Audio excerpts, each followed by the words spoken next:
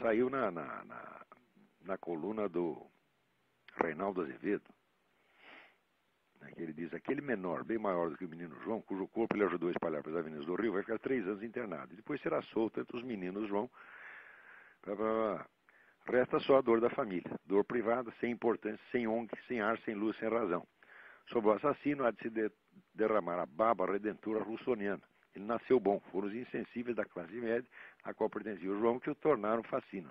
Bom, essa doutrina já foi adotada oficialmente pelo presidente da República. Ele diz: a culpa é de todos nós. Todos nós uma conversa, a culpa é dele e da corriola dele.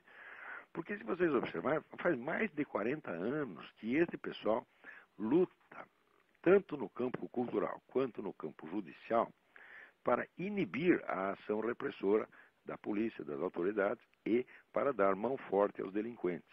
Isso é feito através do combate cultural. Quer dizer, a própria frase do Lula, a culpa de todos nós, já faz parte integrante desse combate cultural, quer dizer, que é colocar a ideia de que a culpa é da sociedade, de todos, e não do indivíduo que agiu, não do autor do crime. Ou seja, a culpa jamais é do autor do crime, a culpa é sempre dos outros.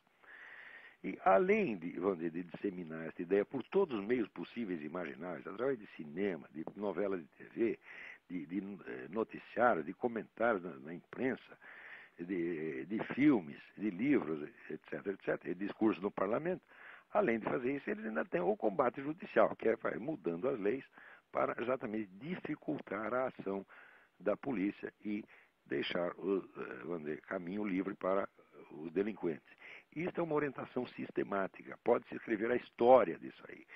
Quer dizer, por exemplo, quando aquele malfadado Dom Paulo Evaristo Arnes transformou a Praça da Sé, em São Paulo, num território livre para os trombadinhas, os cidadãos honestos tiveram que sair dali, porque passar pela Praça da Sé era necessariamente ser assaltado.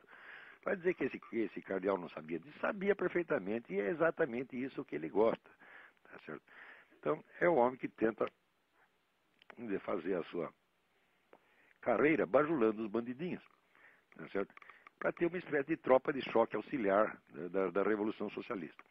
O uso do banditismo como instrumento para a destruição da sociedade, preliminarmente à constituição de um poder unificado socialista, é uma coisa conhecida desde o tempo da Revolução Francesa. Quer dizer, é um modelo clássico que é seguido. Se vocês tiverem a oportunidade de ler o livro clássico de Hippolyte Taine, As Origens da França Contemporânea, né, que, aliás, era um dos livros prediletos do nosso escritor Lima Barreto, vocês verão como se cria, quer dizer, artificialmente uma situação revolucionária, uma situação pelo menos pré-revolucionária.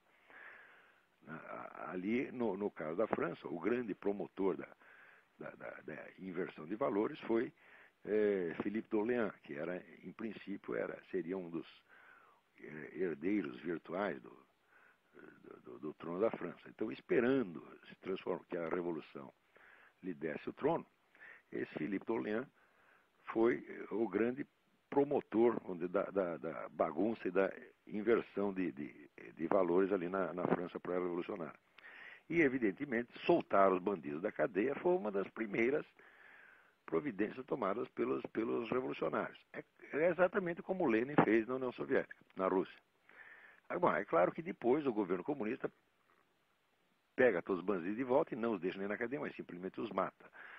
Lenin eliminou o problema da delinquência juvenil na Rússia, delinquência juvenil que eles mesmos haviam causado,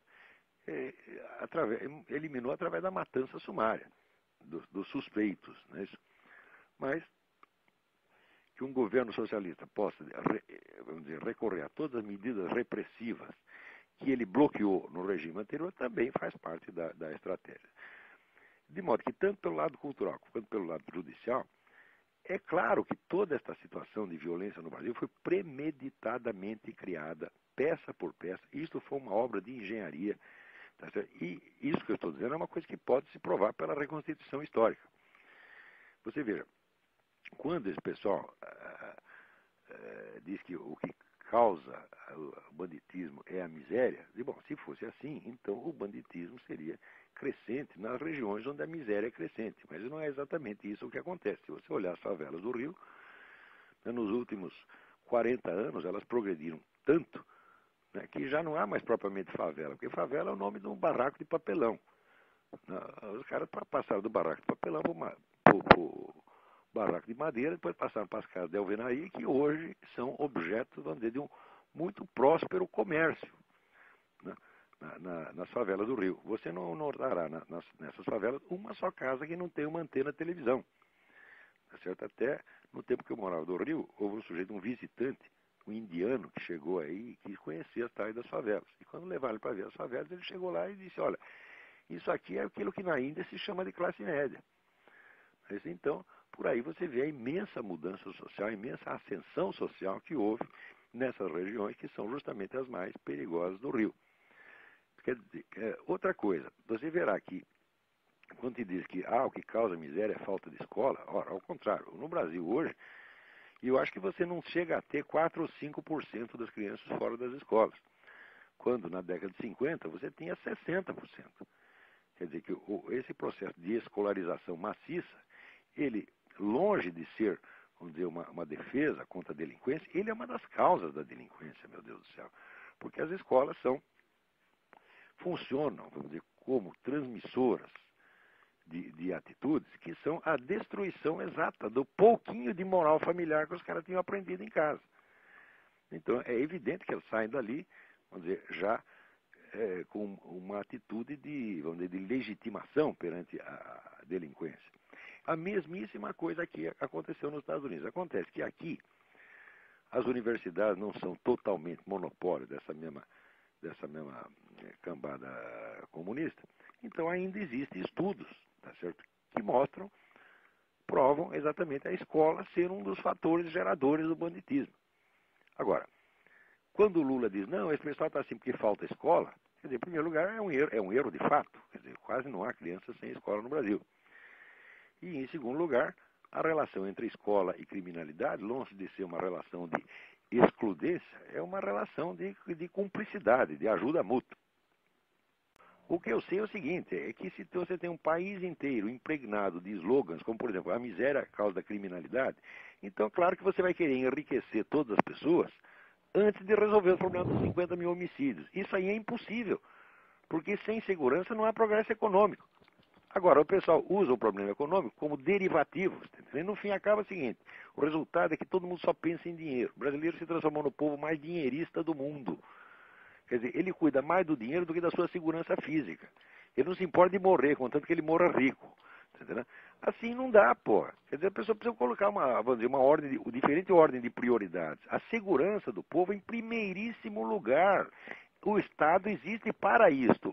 O Estado não tem obrigação de enriquecer as pessoas, mas tem a obrigação de zelar pela ordem. Por quê? Porque ele tem um monopólio da violência legítima. É só o Estado que tem polícia. Tá certo? Agora, no Brasil, quem quer ter polícia tem que ter polícia privada. Tem que pagar a polícia. Tá? Como é que pode ser um negócio desse?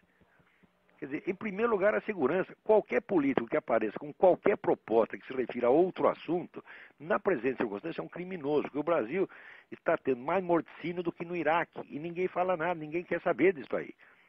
Tá certo? Aparece com planos econômicos, com mil e uma reformas legais, então, mas cadê o problema? Cadê a coisa básica? Cadê o nosso direito de viver, o nosso direito de andar na rua? Se você não tem isso, você não tem nada. Então, o Brasil atualmente só tem um problema. Esse problema chama-se segurança.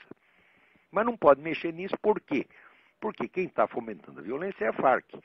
E se for mexer muito nesse negócio de narcotráfico, etc., vai pisar no calo da Farc. E isso o Lula não pode, porque ele tem medo de levar uma bala na cabeça. Então não pode fazer nada. Se não aparecer um homem que tenha culhão para resolver isso aí, e dizer a Farc que se foda, tá? Nós vamos resolver isso aí, vamos prender todo mundo, inclusive o pessoal da Farc. Enquanto não fizer isso, não tem jeito, porra. O Brasil está totalmente desmoralizado, no sentido, vamos dizer, de acovardamento, de falta de encarar a realidade. Ora, você não pode esperar que um governo melhore muito a situação econômica num país. Nenhum governo faz isso, a sociedade faz. A sociedade tem que cuidar de si mesma. Mas o governo tem que dar para ela a condição para que ela faça isso. Essas condições básicas são, em primeiro lugar, vamos dizer, a ordem geral, a confiabilidade dos contratos, a prevalência da ordem legal e a segurança pública. Essa é a primeira coisa. Se não tem isso, o resto é tudo desconversa.